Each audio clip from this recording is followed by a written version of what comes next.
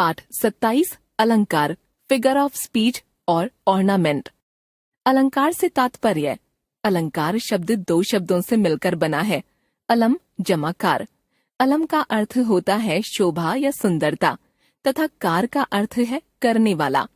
इस तरह अलंकार शब्द का अर्थ हुआ शोभा या सुंदरता उत्पन्न करने वाला।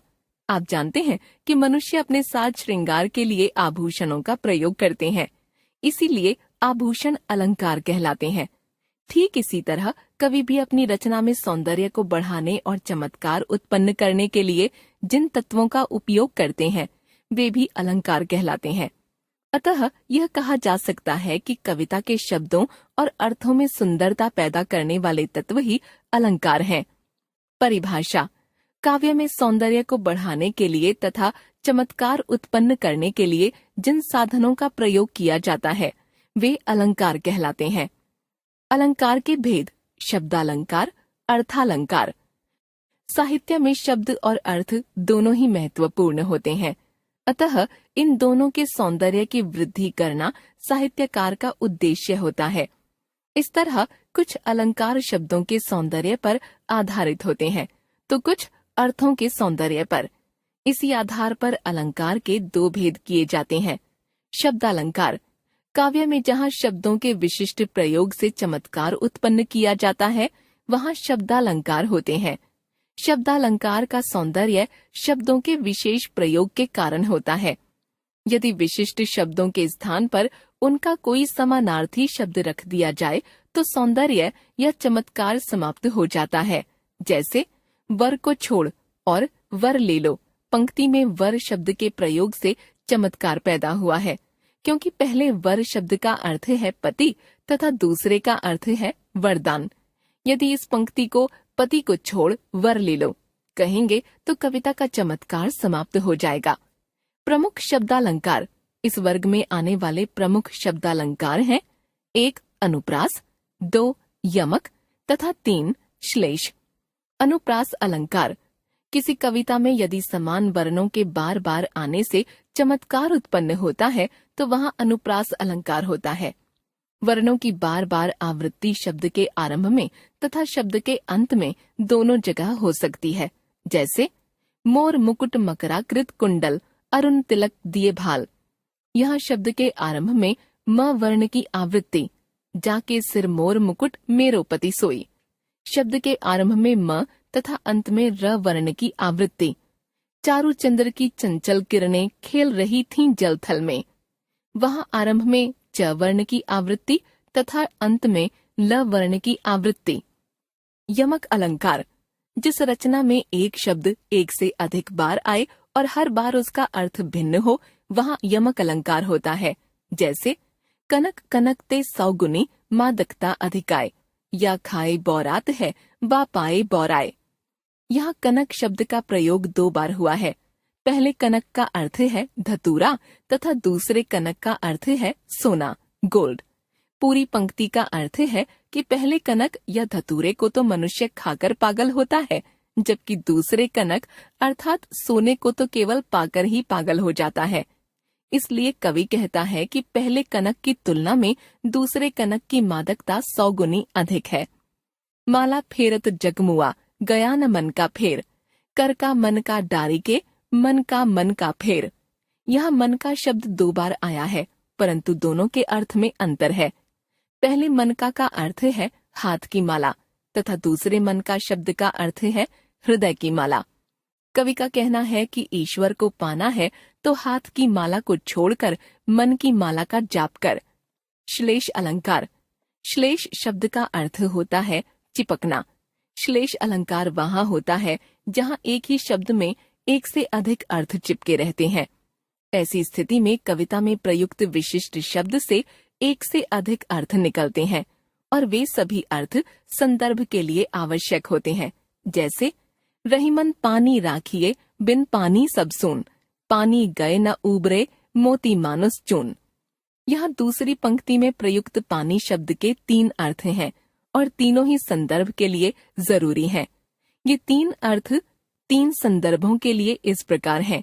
मोती के संदर्भ में पानी का अर्थ है चमक, मानुस या मनुष्य के संदर्भ में अर्थ है सम्मान।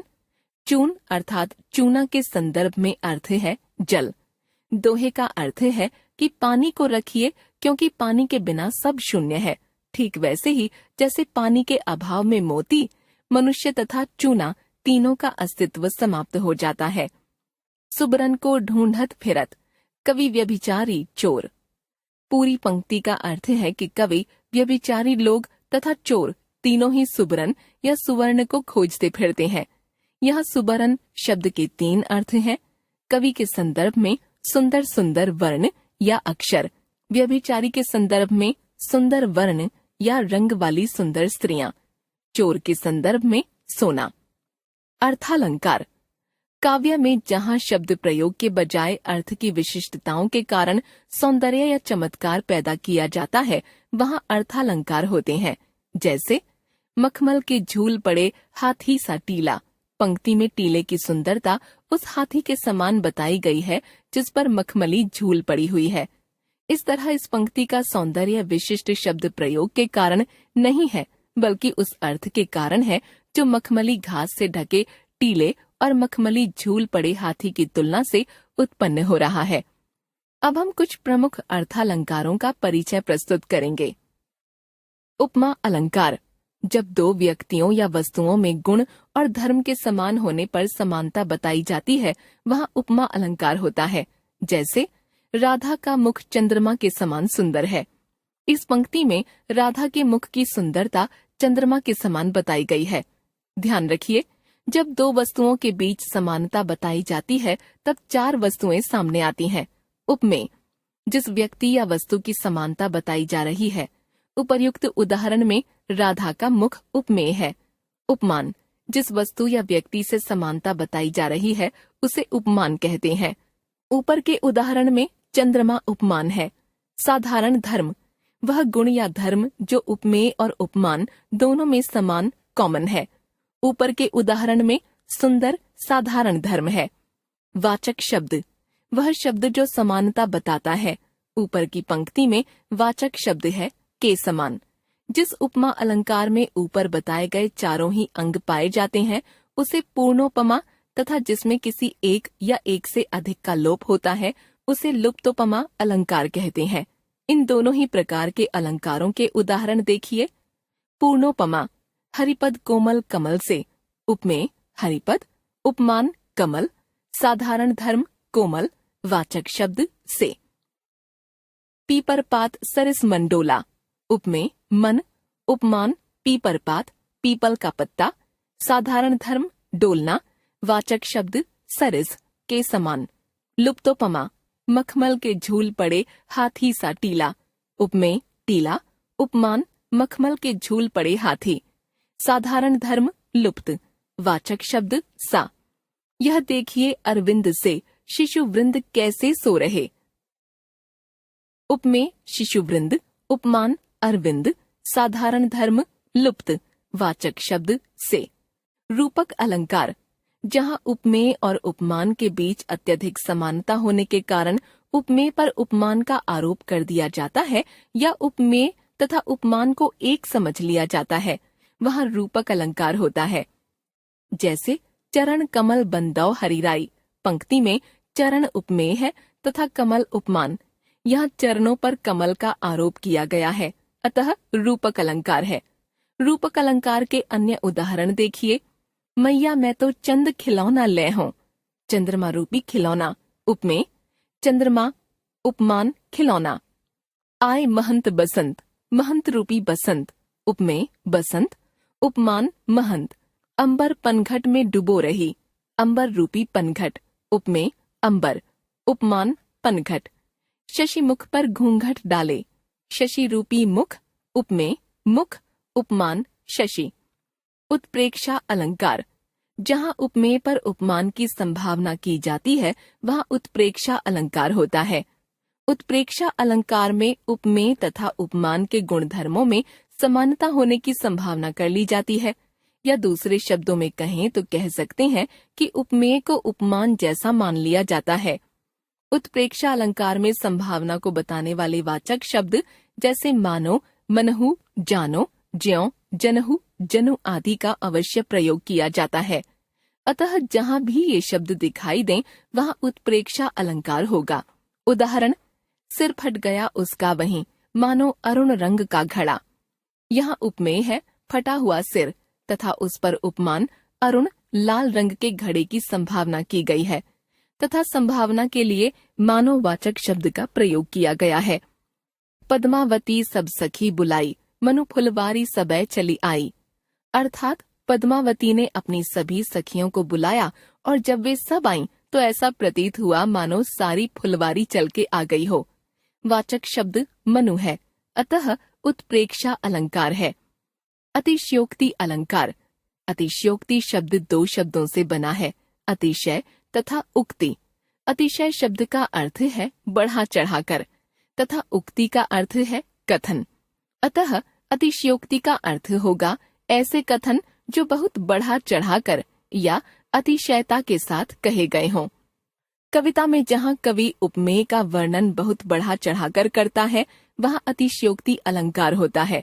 देखिए उदाहरण, हनुमान की पूंछ में लगन न पाई आग, लंका सिगरी जरी गई, गए निशाचर भाग। हनुमान की पूंछ में आग लग भी न पाई थी कि उससे पहले ही सारी लंका का जलना और निशाचरों का भाग जाना अतिशयोक्तिपूर्ण वर्णन है।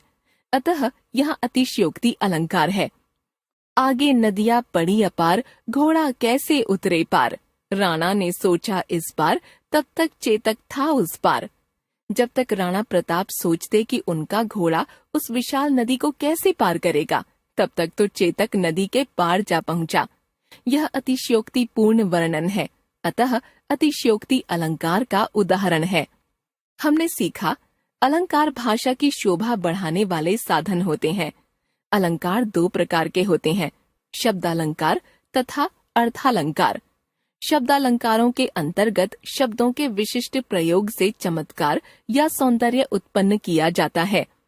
इसके भेद हैं अनुप्रास, यमक तथा श्लेष। अर्थालंकार वे अलंकार हैं जिनमें अर्थ की विशिष्टताओं के कारण सौंदर्य उत्पन्न किया जाता है। प्रमुख अर्थालंकार हैं उपमा, रूपक, उत्प्रेक्षा तथा अतिशयोक्ति।